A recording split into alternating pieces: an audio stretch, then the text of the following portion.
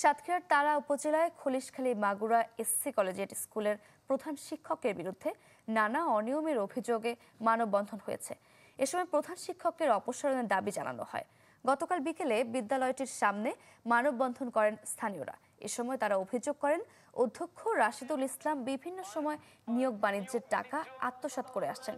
শুধু তাই নয়, এসএসসি পরীক্ষায় জালিয়াতি সহ নানা দুর্নীতি করে আসছেন দীর্ঘদিন ধরে। তার অভিযুক্ত অধ্যক্ষের অপসারণের দাবি জানান তারা।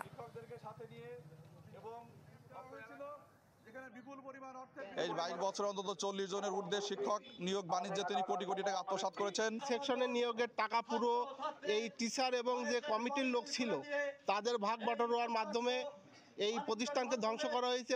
অধ্যক্ষের স্থায়ী বহিষ্কার, পাশাপাশি ওনার অপকর্মের সমস্ত শাস্তি নিশ্চিত করতে হবে। ঢালাইয়ে দৃঢ়তা, নির্মাণে নিশ্চয়তা, প্রিমিয়ার সিমেন্ট, ঢালাইয়ের রাজা।